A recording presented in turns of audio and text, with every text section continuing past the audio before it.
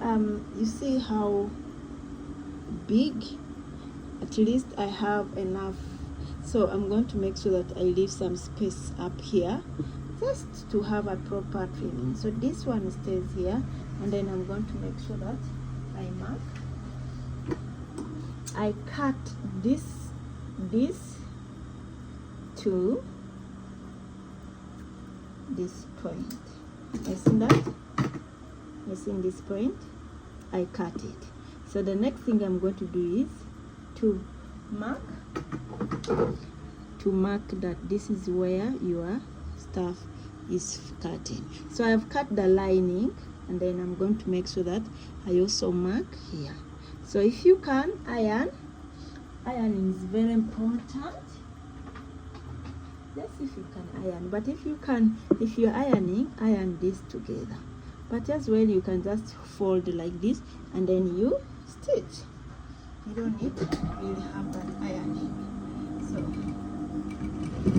So if you are stitching, let me bring this closer to you.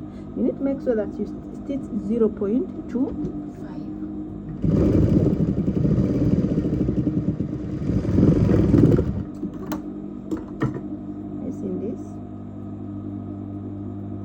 So after stitching that, you can go ahead and have this, and then once you overlock this part, it is very okay. You don't need to. But if you have not overlocked, please double fold.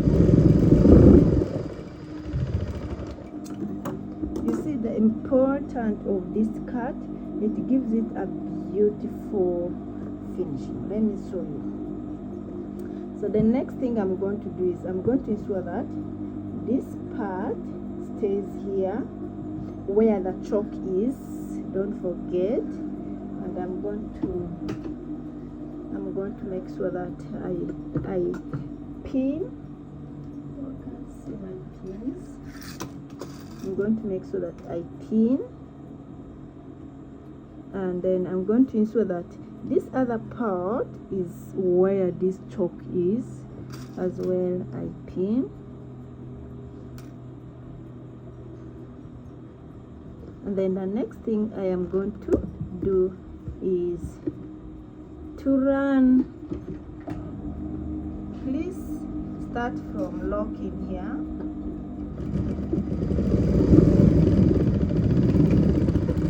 This locking, you can stitch like this and then turn. You can actually turn and stitch, but I like it like this. Then the next thing I'm going to do is